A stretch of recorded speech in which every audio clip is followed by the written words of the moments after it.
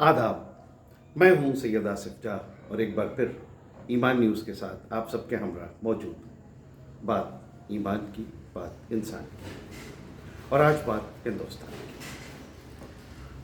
मुल्क, ये देश अपनी आज़ादी की सालगिरह मना रहा है। 15 अगस्त के मौके पर आज़ादी की बातें हो रही हैं, आज़ादी के उन मतवालों की बातें हो रही हैं जिनकी बदौलत हम आज आज़ाद फ़िज़ाओं में सांस ले रहे हैं, जिनकी बदौलत, जिनकी कुर्बानियों की बदौलत हमने एक आज़ाद मुल्क में आंखें खोली। हम पर किसी मुल्क के ग़ुलाम होने का ठप्पा नहीं है। तो इस मौके पर जहां हम बड़े बड़े फ्रीडम फाइटर्स की बात करते हैं, उन लोगों की बात करते हैं जिन्होंने नुमायां काम अंजाम दिए, वहीं किसी भी इमारत के लिए एक नींव का भी होना बहुत ज़रूरी है। वो नींव जो कभी नज़र नहीं आती, वो नींव की ईंटें, वो नींव के पत्थर जो नींव में दफन हो जाते हैं, मगर जिनकी बिना पर वो इमारत मजबूती से खड़ी होती है। अगर वो नींव की ईंटें न हो, अगर वो नींव के पत्थर न हो, तो ये इमारत कभी मजबूती से खड़ी नहीं रह सकती। तो आइए आज हम भी आज़ादी के कुछ ऐसे लोगों की बात करें जिनकी बातें कभी नहीं हुई। हम आज उन अनगिनत मुजाहिदों की बात ना करके जिनकी दास्तानों से तारीख के पन्ने भरे हुए हैं और जिन्होंने अपनी जान, माल और आबरू की परवाह किए बिना इस मुल्क पर, इस वतन पर अपनी मुकम्मल जिंदगी निछावर कर, लेकिन जब भी इस अजीम तारीख के पन्ने पलटे जाते हैं तो कुछ नाम, कुछ किरदार ऐसे भी रह जाते हैं जिन्हें वक्त की धूल और समाज की तंदिली ने हाशिए पर ढकेल दिया। इन भूले बिसरे किरदारों में एक नाम उन तवाइफों का है जिन्हें सोने के सिक्कों और ऐशो इशरत की जिंदगी पर भारत माता की आज़ादी को, हिंदुस्तान मुल्क मादरे वतन की आज़ादी को तरजीह दी। ये वो लोग हैं जिनका शायद कभी जिक्र नहीं होता। आमतौर पे समाज इन तवाइफों को सिर्फ रक्स, मौसीकी की महफिलों की जीनत के तौर पर देखता है, लेकिन हकीकत यह है कि वो महज नफासत और अदब की पासबान ही नहीं थी, बल्कि उनके दिलों में वतन परस्ती की एक अजीम शमा भी चल रही। 1857 की पहली बगावत से लेकर 1942 के भारत छोड़ो आंदोलन तक इन खवातीन ने अपने हुस्न, हुनर और दौलत को मुल्क की आज़ादी के लिए ढाल बना दिया। इंसानी नुक्ता नज़र से देखा जाए तो हर इंसान की बुनियादी ख्वाहिश इज्जत और आज़ादी की होती है। इन तवाइफों ने भी अपनी महफिलों में आए रईसों, ज़मींदारों से जो दौलत कमाई, उसे अपनी निजी सहूलियतों पर खर्च करने के बजाय मुल्क की आज़ादी के लिए, सिपाहियों को पनाह देने के लिए, गोला बारूद खरीदने और आज़ादी की तहरीक को माली मदद पहुंचाने और मजबूत करने में लगा दिया। इन तवाइफों ने यह साबित किया कि इंसान का मुकाम उसके पेशे से नहीं, बल्कि उसकी नीयत और मुल्क के लिए उसकी वफादारी से तय किया जाना चाहिए। अगर इखलाकी नुक्ता नज़र से इस पहलू को समझा जाए तो जुल्म और ग़ुलामी के ख़िलाफ़ आवाज़ उठाना एक मुक़द्दस फ़र्ज़ माना जाता है। जुल्मात के ख़िलाफ़ खड़े होना, जुल्म और जबर और तशद्दुद के ख़िलाफ़ खड़े होना और अपनी सरज़मीन की हिफाजत के लिए अपनी जान व माल कुर्बान करना इंसानियत की आला मिसाल है। और इन ख़वातीन ने ज़ालिम बरतानवी हुकूमत के ख़िलाफ़ जो जद्दोजहद की, वो इसी जज्बे की अमली सबूत था कि जब मुल्क पर आफत आए तो समाज के हर तबके को एक होकर जुल्म के ख़िलाफ़ जंग लड़नी चाहिए।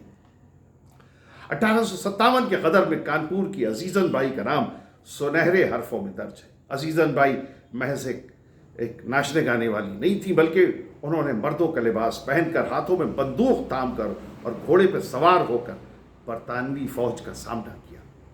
उन्होंने अपने कोठे को बगावत के सिपाहियों का एक खुफिया ठिकाना बना दिया, जहां वो अंग्रेज़ों की जासूसी करके जो मुजाहिदीन थे, जो आज़ादी के मतवाले थे, उनकी खबरें हिंदुस्तानी सिपाहियों तक पहुंचाती थी। जहां वो अंग्रेज़ों की जासूसी करके और अंग्रेज़ों की खबरें हिंदुस्तानी सिपाहियों तक पहुंचाती थी। पंडित जवाहरलाल नेहरू ने भी अजीज़न भाई की इस महान कुर्बानी को याद करते हुए उन्हें मुल्क की अजीम शहीद का दर्जा दिया। अजीज़न ने अपनी जवानी और ज़िंदगी देश की आज़ादी के लिए कुर्बान कर दी, लेकिन अंग्रेज़ों के सामने घुटने नहीं टेके। इसी तरह बनारस की हुस्नाबाई का नाम भी तारीख के पन्नों में बहुत एहतराम से दर्ज है। 1920-22 के नॉन कॉपरेशन मूवमेंट के दौरान जब महात्मा गांधी ने मुल्क को स्वदेशी अपनाने और विदेशी सामान का बहिष्कार करने के लिए कहा, तो हुस्नाबाई ने बनारस में तवाइफ सभा की बुनियाद रखी। उन्होंने अपनी जैसी दूसरी खवातीन को एक किया, इकट्ठा किया, संगठित किया और महफिलों में देशभक्ति के गाने गाने का रवाज आम किया। हुस्नाबाई ने यह ऐलान किया कि जो भी रईस या नवाब बरतानवी हुकूमत के वफादार होंगे या वो फॉरेन ड्रेस पहनेंगे, विदेशी लिबास पहनेंगे, उनकी महफिलों में नाच गाना बंद कर दिया जाएगा। ये उनकी वतन परस्ती का एक अनोखा और बेबाक नजरिया था। महात्मा गांधी ने भी इस तहरीक से मुतासिर होकर कई तवाइफों, महात्मा गांधी की जो नॉन कोऑपरेशन मूवमेंट था उससे मुतासिर होकर कई तवाइफों ने अपनी पूरी जिंदगी का रुख बदल दिया। कलकत्ता की मशहूर गायिका और तवाइफ गौहर जान ने महात्मा गांधी के स्वराज फंड के लिए भारी माली इमदाद दी। उन्होंने अपने ज़माने में हज़ारों रुपए जमा करके आज़ादी की लड़ाई के लिए गांधी जी को सौंपे, ताकि मुल्क की आज़ादी के चिराग को और अच्छी लौ के साथ रोशन किया जाए। बनारस की ही विद्याधरी बाई ने जब गांधी जी के भाषण सुने तो उनका दिल वतन की मोहब्बत से भर गया। उन्होंने अपने मुजरे की शुरुआत देशभक्ति के गीतों से और कबीर के भजनों से करनी शुरू कर दी। वो अपने कार्यक्रम में जो भी आमदनी हासिल करती थी उसका एक बड़ा हिस्सा स्वतंत्रता सेनानियों यानी फ्रीडम फाइटर्स और उनके परिवारों की देखभाल के लिए वो दान कर दिया करती। इतना ही नहीं, बंगाल की बरिशाल और काकीनाडा जो अब बांग्लादेश में है, इन जैसे इलाकों से तवाइफों का पूरा जत्था महात्मा गांधी से मिलने पहुंचा। उन्होंने न सिर्फ कांग्रेस के आंदोलन में अपनी मौजूदगी दर्ज कराई, बल्कि सड़कों पर उतरकर जालिम हुकूमत के खिलाफ जलसे और जुलूस निकाले। उन्होंने सामाजिक बहिष्कार और समाज के ताने तिश्नों की परवाह किए बिना आज़ादी की लपटों को तेज करने में अपना पूरा योगदान दिया, सहयोग दिया। तारीख इस बात की गवाह है कि इन खवातीन के कोठे सिर्फ रक्स और संगीत के सेंटर्स नहीं थे, बल्कि वो आज़ादी के सिपाहियों के बहुत महफूज, बहुत सुरक्षित ठिकाने भी थे।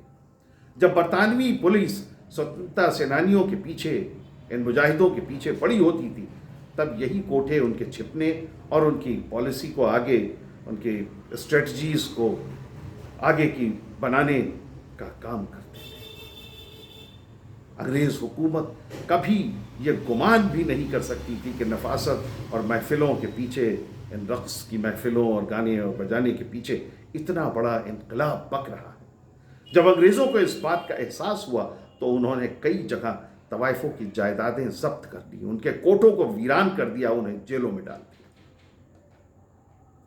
अफसोस की बात यह है कि आज़ादी हासिल होने के बाद समाज ने इन तवाइफों को, इन खवातीन को, इनकी महान कुर्बानियों को बिल्कुल भुला दिया।